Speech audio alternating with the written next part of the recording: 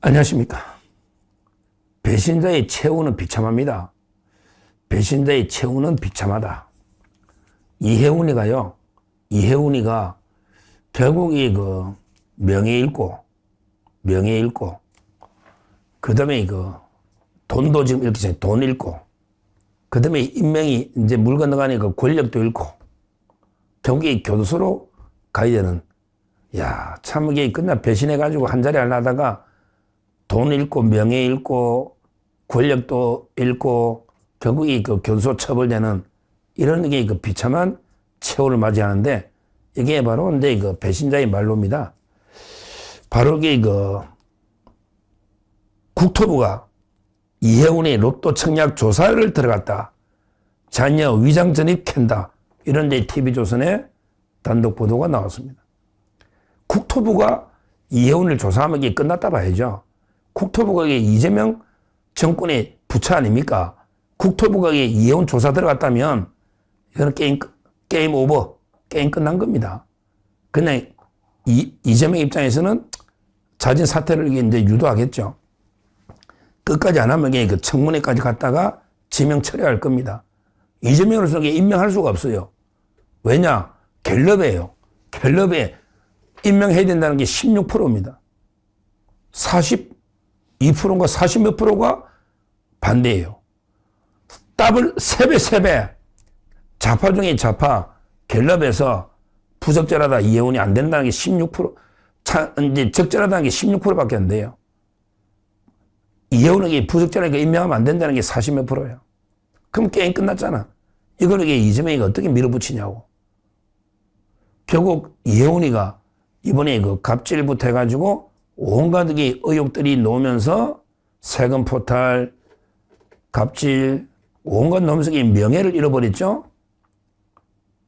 그 다음에 임명이 철회되면 이제 그 알량한 권력도 잃어버렸죠. 근데 왜 돈도 잃었냐? 바로 이게 청약, 로또 청약. 국토부가 조사 들어가면요. 여기 청약이 무효가 되면 원상회복 아파트는 뺏기는 거죠. 무효니까. 그럼 이게 지금 몇십억을 올랐잖아요. 이게 37억 분양받은 게 90억이다. 그럼 이게 무효니까. 지가 사기치가 들어왔잖아. 그 얼마 몰수될걸요? 다 돌려주지도 않을 겁니다. 집은 뺏기고, 아마 이게 규정을 안 받지만 37억 다 안 돌려주고, 얼마가 이게 몰수할 겁니다. 사기로 들어왔기 때문에 계약금이나. 그렇죠. 다 돌려주지는 않겠지. 제가 그거는 이게 규정을 좀 찾아봐야 되는데, 하여튼 주택법 위반으로 계약금 정도는 이게 몰수가 되지 않을까. 사기 청약을 했으니까. 그럼 이게 집도 뺏기니까, 지금 90억 된 거. 이제 끝장났는데, 근데 문제는 주택법에 제가 찾아보니, 그 기사도 났지만, 거짓말로 청약하면 3년 이하의 징역이다. 끝났죠? 3년 이하의 징역이다. 와, 참, 이게 물론, 자기 남편이 처벌될 수 있지. 남편이 김영세, 연세대학교 옛날 교수, 김영세. 이분이 게임 이론, 경제 게임 이론의 대가다 말하는데, 자기 아들 3명인데, 큰아들이 아버지를 갖다가 교신 저자를 해가지고 논문을 써가, 나는 아들이 아버지를 또 공동 저자를 해가지고 너무 싫은 건데, 보다 처음 봤는데, 와, 아빠 찬스도 유분수지. 그놈이 큰아들입니다. 아버지를 공동 저자, 교신 저자인 게, 그 큰아들이 이제 이 조사의 핵심이거든요. 그때 제가 이런 이야기 했죠. 큰아들이 지금 어디 있다. 지금 돈 버는 것도 없는데, 재산은 47억인가 아들 3명이 재벌됐잖아. 정여세 포탈이 있다 그랬죠.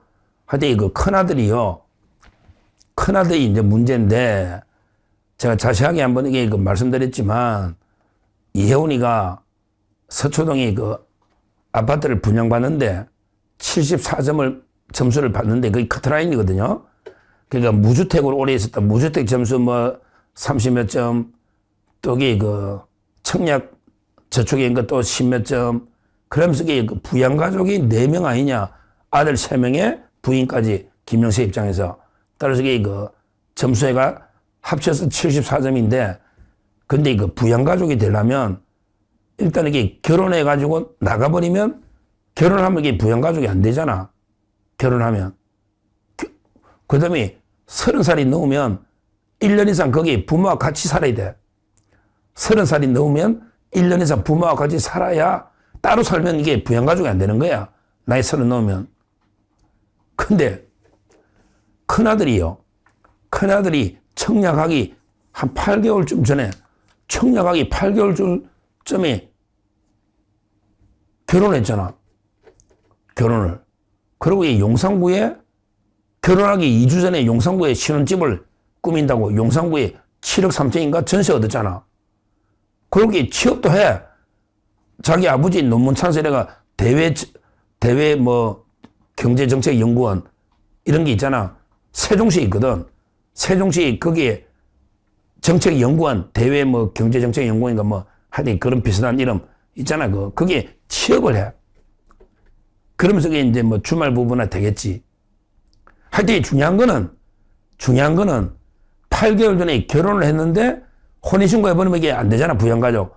혼인신고를 안 해. 와, 위장 미혼은 또 처음 보네. 제가 위장 결혼은 많이 봤거든요. 위장 결혼은. 근데 위장 미혼은 보다 처음 보는데 하여튼 8개월 전에 결혼해놓고 전셋집도 그 전에 얻어놓고 사는데 주민등록도 안 옮겨. 그냥 엄마한테 얹혀 있는 거에 주민등록도 안 옮겨. 전셋집 있으면 주민등록 옮기야 될 거 아니야. 안 옮겨. 안 옮기면 이게 전세 얻어놓은 게 뭐야 이게 우리가 이런 게 있잖아요. 우선 변제 이런 게 있거든. 전셋집이 전세금 띄면 안 되잖아. 그러니까 이제 그 확정일자를 받고 원래 뭐 주소를 옮기고 뭐 확정일자 받아놔야 이게 이제 경매 왔을 때 우선순위 다 이게 있는 이런 게 있잖아. 대항력 이런 거 있잖아요. 우리 민법에. 그러니까 아마 이게 그 여자만 옮기는 것 같아. 왜? 아무도 안 옮기면 이게 그 전세 보증금이 뛸 수가 있거든. 띄면 안 되잖아. 7억 3천인데. 그러니까 결혼했는데 여자만 거기 딱 전세 옮기는 게 아닌가. 왜? 그래야지 이게 그 나중에 경매 들어갔을 때 우선순위가 확정일자가 되니까 전입신고하고 확정일자를 받아야 이제 딱 그때 우선순위가 노니까. 남자는 엄마하고 남편은 8개월 이상 부모한테 연치 사는 걸로 이렇게 해놓은 거지. 야, 참 이게 결혼까지 하고 신혼집까지 얻어놨고 이런 짓을 하고 있네. 근데 법을 떠나서 이런 짓 한 놈을 장관시키는 자체가 말이 안 되잖아. 말이 안 되잖아. 근데 그 남자가 특히 이혼하고 살 수가 없잖아.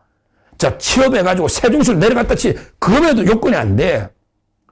아니, 취업을 했잖아. 그 세종시로 내려갔잖아. 그거면 이게 부양가족이 아니라고. 아니, 직업 가지고 세종시로 내려갔잖아. 그게 1년에서 같이 사는 거 아니잖아.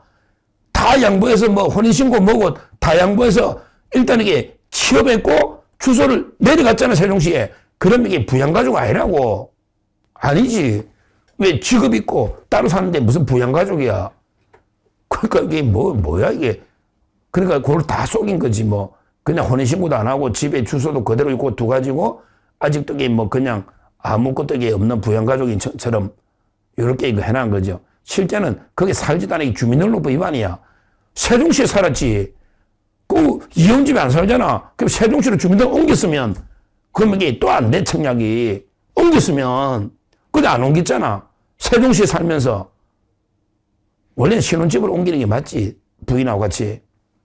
근데 하여튼이 진짜 이 잔머리 굴리는 거는 자판 아닌데 이혼이가 배신자지 뭐 자판 아닌데 하여튼 지금 자파 행세하는 거지. 평생 재정이 필요하다고. 자기 소신도 없는 진짜 이 곡학아시아는 비겁한 지식인이야. 곡학아시아는. 하여튼 이래 된 거예요. 그래서 결론적으로 그 분양 팔아버렸잖아. 근데 이런 식으로 이혼처럼 사기 분양이 많은 게 한 40건 있대. 40건 있다고. 이런 게 많아. 실제. 뭐 다른 방법으로 사기치겠지. 근데 이거는요. 지금 국토부가 지금 보세요. 국토부 이해운 로또 청약 조사 자녀 위장전입 캔다. 그러면서 그 노잖아. 실제 그 2023년에부터 분가를 했는데 이게 부양가족 들어가니 말이 안 된다. 실제 그 큰아들이 2023년 8월 세종시 소재 대외경제정책연구원에 입사해 근무했고 2023년 8월부터 이게 세종시 소재 대외경제정책연구원에 그러면 이게 그때 벌써 세종시에 살고 있잖아. 이미 그 분가야 분가. 세종시에 살고 있잖아. 집어다 살지 뭐 서울서 세종시까지 출퇴근하냐 연구원이 말도 안 되는 소리잖아. 그리고 이게 그 같은 해 12월 그러니까 2023년 12월 결혼해가지고 배우자와 용산구 아파트에 전세 계약을 맺었다. 그런데 결혼 이후에도 혼인신고와 전입신고 하지 않고 결국 이제 그 같은 세대 언치 사는 것처럼 유지하다가 세대원 청약 당첨 이후에 그 다음날 주소를 옮겼다. 얼마나 이게 부끄럽습니까? 결국에 장남이 세대원에서 뺐다면 69점으로 아예 안 된다. 이게 분양가가 36억 7,840만이다. 현재 90억 원에 달하가 50억 이상 추정된다. 자, 그 다음이 중요합니다. 자, 그 다음 제가 기사를 읽어드립니다. 법은 현행주택법은 거짓이나 부정한 방법으로 주택을 공급받는 행위를 교란 행위로 규정하며 적발시 공급계약 취소라는 거는 이거 원상회복시킨다 이거지. 아파트는 돌려주라.